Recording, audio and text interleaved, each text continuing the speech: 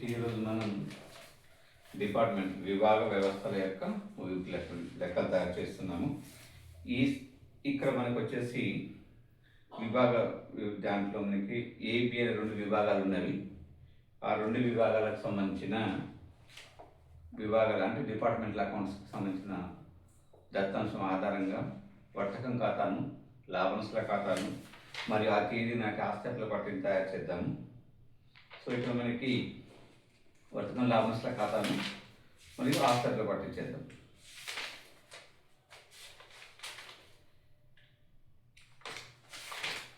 Okay, so ఇక్కడ మనకి ఒక సంస్థలో ఏ మరియు బి 2 విభాగాలు ఉన్నవి.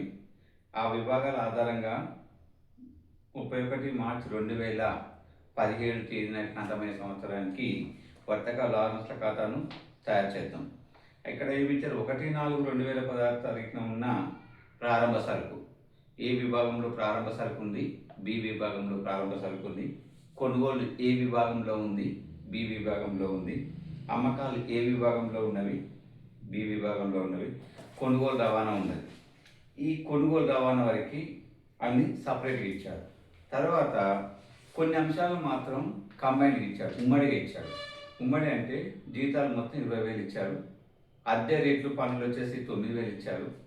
ప్రకటనలు 8,000 ఇచ్చారు. బీమా 2,000, సాధారణ ఖర్చులు 6,000, ఇచ్చిన డిస్కౌంట్ 4,000, అమ్మకాల రవాణా 5,000, వచ్చిన డిస్కౌంట్ 1,250, ఆడిట్ ఫీజు 600, అప్పుపై తీసుకున్న వడ్డీ 7,000, పెట్టుబడులపై వడ్డీ 800. ఇవి కాకుండా అదనంగా కొన్ని సమాచారం ఇచ్చారు, ముగింపు నిల్వలు ఇచ్చారు. ఆ తర్వాత ఏ విభాగం నుంచొని బి విభాగానికి ఒక 6,000 రూపాయల సరుకును అదనంగా ఇవ్వడం జరిగింది.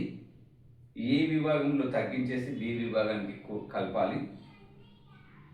నెక్స్ట్ సాధారణ ఖర్చులు 2 విభాగాలకు సమానంగా పంచాలి. జీతాలను కానీ సాధారణ ఖర్చులను 2 విభాగాలకు సమానంగా పంచాలి. నెక్స్ట్ 2 విభాగాలు ఆక్రమించిన స్థలం వచ్చేసి 1:2. ఏ డిపార్ట్మెంట్ 1 ఉంటే బి డిపార్ట్మెంట్ 2%. బీమా ప్రీమియం 2 సమాన భాగాలుగా విభజించాలి. ఇది మనకి ఇచ్చిన దత్తాంశం. ఈ దత్తాంశం ఆధారంగా మనం ఒక వర్తకం ఖాతాను మరియు లాభనష్టాల ఖాతాను తయారు చేయాలి.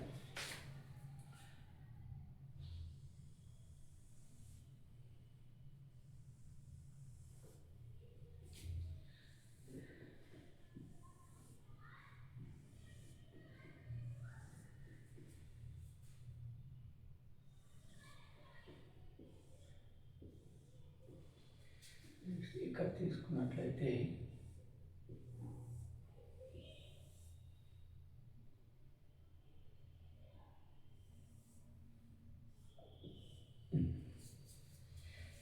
ముప్పై 31/12/2017 తేదీ నాటి వర్తకం మరియు లాభ నష్టాల ఖాతా. వర్తకం లాభ నష్టాల ఖాతా. సో ఇక్కడ మనకి వచ్చేసి వివరాలు ఏ డిపార్ట్మెంటు, బి డిపార్ట్మెంటు మొత్తం వివరాలు ఏ డిపార్ట్మెంటు, బి డిపార్ట్మెంటు మొత్తం. ఇది క్రెడిట్ అవుతుంది, ఇది డెబిట్ అవుతుంది. Debit and credit.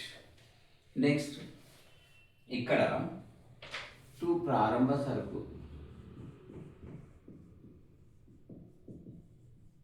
ప్రారంభ సరుకు ఏ డిపార్ట్మెంట్ ఒక 25,000, ఇక్కడ ఒక 30,000, ఇది మొత్తం కలిపితే 55,000. నెక్స్ట్ 2 కొనుగోలు.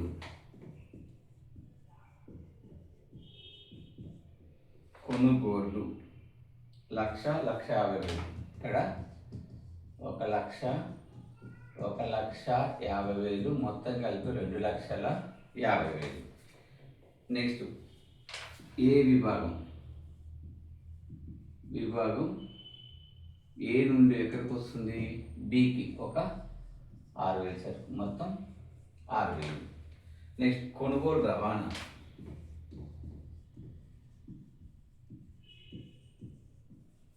కొనుగోలు రవాణా రూపాయలు ఏ డిపార్ట్మెంటు, 1500 బి డిపార్ట్మెంట్, మొత్తం కలిపి 2500. నెక్స్ట్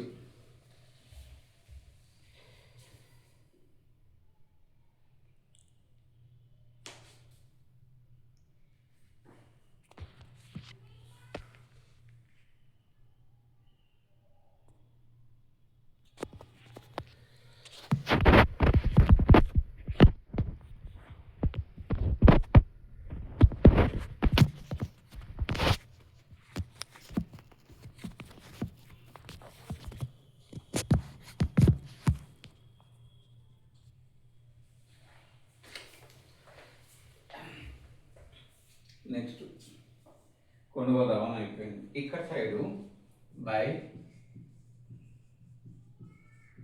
అమ్మకాలు ఒక 2 లక్షలు, 3 లక్షలు, మొత్తం కలిపి 5 లక్షలు బై బి విభాగం అనేసి ఏలో ఎంత రాయాలి మనం, ఒక 6000 రూపాయలు రాయాలి. ఇక్కడ టోటల్ వచ్చేసి కూడా ఒక 6000. ముగింపు సరుకు ఇవ్వడం జరిగింది. బై ముగింపు సరుకు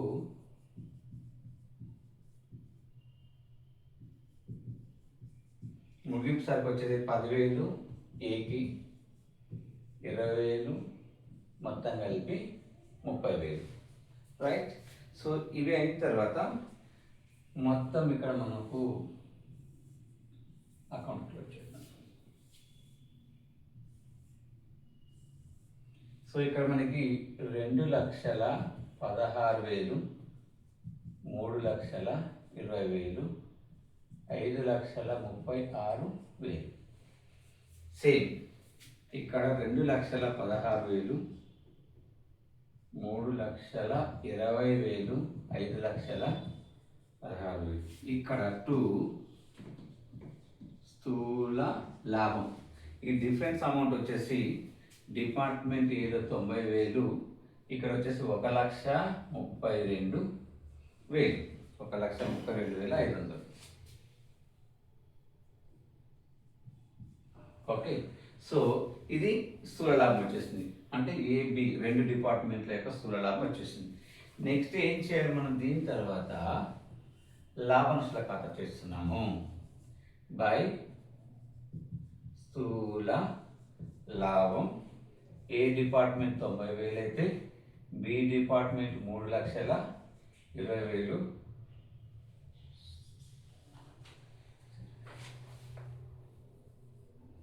1,32,500. మొత్తం కలిపి వచ్చేసి మనకి 2,22,500, 2,22,500. సో ఇక్కడ 2,22,500. ఇది లాభ నష్ట ఖాతా తయారు చేస్తున్నాం. వ్యయాలు నష్టాలు డెబిట్ సైడ్ తీసుకుంటాం, ఆదాయాన్ని క్రెడిట్ సైడ్ తీసుకుంటున్నాం. సో మనకి అకార్డింగ్ టు దీని ప్రకారము 2 జీతాలు 10,000 సమానంగా పంచాలని చెప్పారు కాబట్టి మొత్తం కలిపి 20,000. అద్దె రేట్లు 1:2, అంటే 3,000 ఇక్కడ ఉంటే 6,000 అక్కడ తీసుకుంటాం, మొత్తం కలిపి 9,000. నెక్స్ట్ ప్రకటన ఖర్చులు.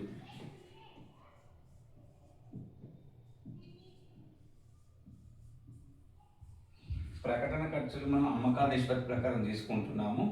3:, అంటే 3,200, 4,800, మొత్తం 8,000.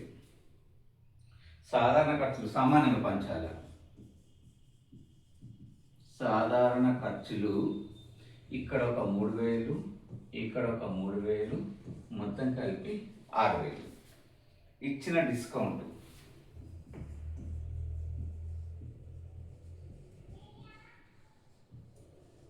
ఇచ్చిన డిస్కౌంట్ వచ్చేసి ఏ డిపార్ట్మెంట్కి 1,600, బి డిపార్ట్మెంట్కి 2,400,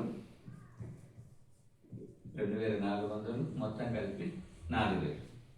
నెక్స్ట్ అమ్మకాల రవాణా.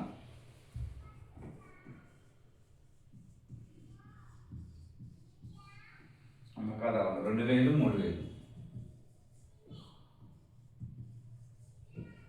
మొత్తం కలిపి 5000. నెక్స్ట్ ఇక్కడ సైడ్ వచ్చేసి ఆదాయం బై వచ్చిన డిస్కౌంట్.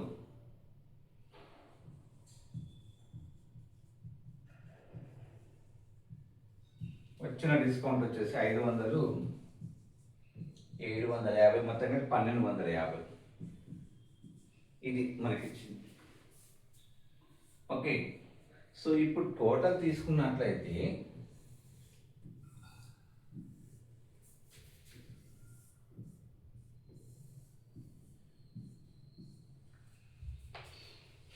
ఇక్కడ 90,500, 1,33,250.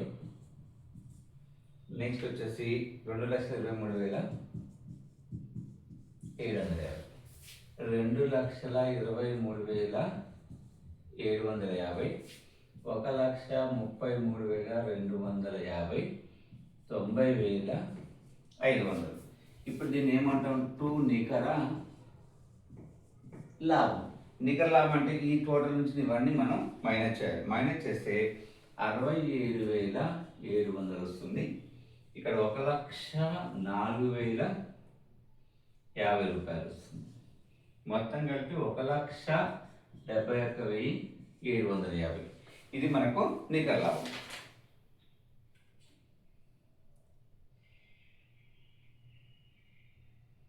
ఓకే, సో ఇప్పుడు ఏం చేస్తున్నాము? ఇవి వేస్తున్నాం. ఇవి వేసిన తర్వాత వీటి ఆధారంగా మనం ఇప్పుడు ఎక్స్ప్లెయిన్ చేసుకున్నాం. సో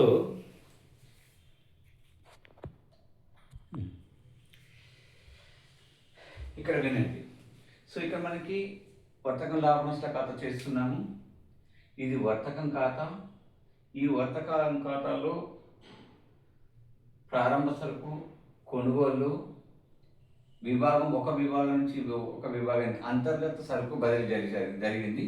ఈ అంతర్గత సరుకు బదిలీ తర్వాత అంతర్గత సరుకు బదిలీ అయిపోయింది. నెక్స్ట్ దీని తర్వాత అంతర్గత సరుకు తర్వాత నెక్స్ట్ ఇక్కడ అమ్మకాలు, ముగింపు సరుకు ఉంది. ఈ అంశాల ఆధారంగా వర్తకం ఖాతా తయారు చేస్తాము. ఈ వర్తకం ఖాతాలో వచ్చిన నిలువని లాభ నష్ట ఖాతా మళ్లించాము. ఈ లాభ నష్టాల ఖాతా అయిపోయిన తర్వాత నెక్స్ట్ ఏం చేస్తున్నాం? మనం లాభ నష్టాల ఖాతా చేసి ఇక్కడ వచ్చిన నికర లాభాన్ని, ఇక్కడ వచ్చిన మొత్తం నికర లాభాన్ని సాధారణ లాభ నష్టాల ఖాతాకి మళ్ళిస్తున్నాం. ఎక్కడికి మళ్ళిస్తున్నాం దీన్ని? సాధారణ లాభ నష్టాల ఖాతా, సాధారణ లాభ నష్టాల ఖాతా మళ్ళిస్తున్నాం. అయితే ఇక్కడ ఇవన్నీ వాళ్ళు క్లియర్గా ఇచ్చారు. ప్రారంభ సరుకు 25,000, 30,000, మొత్తం 55,000. కొనుగోలు 1,00,000 రూపాయలు, 1,50,000, మొత్తం 2,50,000. ఏ విభాగం నుంచి బదిలీ అయిన సరుకు బికి 6,000. అక్కడ ముగింపు చూపించుకొని ఇక్కడ చేస్తున్నాం. కొనుగోలు రవాణా ఏ డిపార్ట్మెంట్కి 1,000 రూపాయలు, 1,500, మొత్తం 2,500. ఇక్కడ సార్ అమ్మకాలు 2,00,000 ఏ డిపార్ట్మెంటు, 3,00,000 బి డిపార్ట్మెంటుకు. అమ్మకం సంబంధించిన ఖర్చులుంటే ఈ నిష్పత్తి ప్రకారం పంచాలి. అంటే 2,00,000ని 3,00,000 నిష్పత్తి కనుక్కొని వాటి ఆధారంగా పంచాలి. నెక్స్ట్ ముగింపు సరుకు 10,000, 20,000 వాళ్ళు ఇచ్చారు. By the observation credit side amount ఎక్కువ ఉంటుంది. ఈ దీంట్లో నుంచి ఇది మైనస్ చేస్తున్నాం.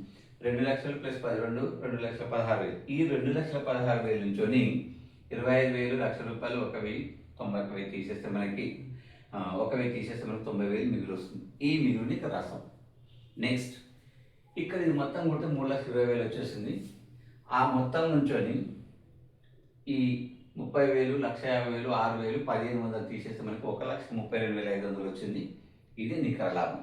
ఈ రెండింటి కలిపి ఈ అమౌంట్ వచ్చేసింది. ఇప్పుడు ఈ నికర లాభాన్ని ఇక్కడ మళ్ళిస్తున్నాం. ఈ నికర లాభాన్ని ఎక్కడ మళ్ళిస్తున్నాం? లాభ నష్టాల ఖాతా మళ్ళిస్తున్నాం. ఏ డిపార్ట్మెంట్ 90,000, బి డిపార్ట్మెంట్ 1,32,500, మొత్తం వచ్చేసి 2,25,500. వచ్చిన డిస్కౌంట్ ఆదాయం కాబట్టి క్రెడిట్ తీసుకున్నాము. 500, 750. ఇది అమ్మకాల కొనుగోలు నిష్పత్తి ప్రకారం తీసుకుంటున్నాం. ఇక్కడ సైడ్ జీతాలను 1:1 ప్రకారం పంచాం. ఎలా పంచాం మనం? ఇది 1:1. అద్దె స్థలం ఆక్రమించిన ఆధారంగా పంచాము. ప్రకటన ఖర్చుల్ని 2:3 ప్రకారం పంచాం. నెక్స్ట్ సాధారణ ఖర్చుల్ని సమానంగా పంచాం 1:1 ప్రకారం. ఇచ్చిన డిస్కౌంట్ ఎలా పంపినాము? 2:3 ప్రకారం పంచాము. నెక్స్ట్ అమ్మకాల లాభాన్ని ఎలా పంచాము? 2:3 ప్రకారం పంచాము. నెక్స్ట్ నికర లాభంని వచ్చేస్తుంది. ఇవి నిష్పత్తులు చేసి ఈ నికర లాభాన్ని మనం ఇప్పుడు సాధారణ లాభ నష్టాల ఖాతాకి మళ్ళిస్తున్నాం. ఎక్కడ మళ్ళిస్తున్నాం? ఈ అమౌంట్ ఒకటి గుర్తుపెట్టుకోండి. ఇది 1,71,500ని సాధారణ లాభ నష్టాల ఖాతాకి మనం మళ్ళిస్తున్నాము.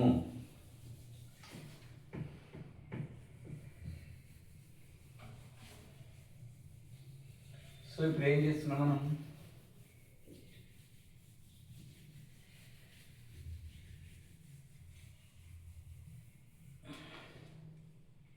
సో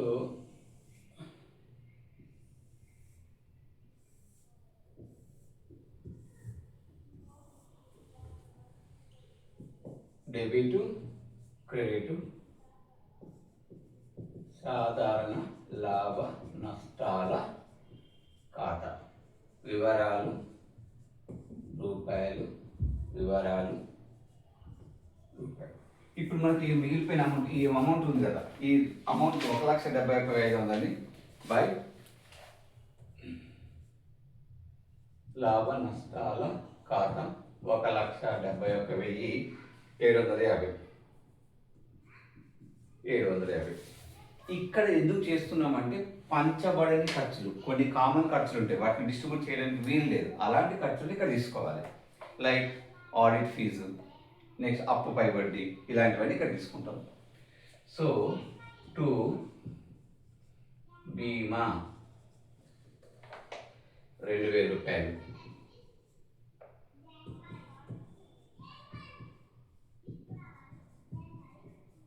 ఆడిట్ ఫీజు 600 రూపాయలు, అప్పుపై వడ్డీ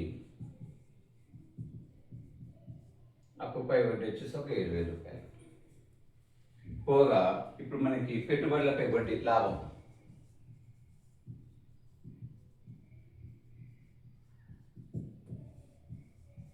ఒక 800 రూపాయలు. 800 చేస్తే మనకి మొత్తం 1,72,550. 1,72,550. ఇక్కడ కూడా 1,72,550. సో టు నికర లాభం. ఇది ఆస్తుల పట్టికి మళ్ళించాలి. ఎంత అమౌంట్ ఇది? 1,62,950. ఇది మనకు నికర లాభం. దీన్ని ఎక్కడ మళ్ళిస్తున్నాము? మూలధనం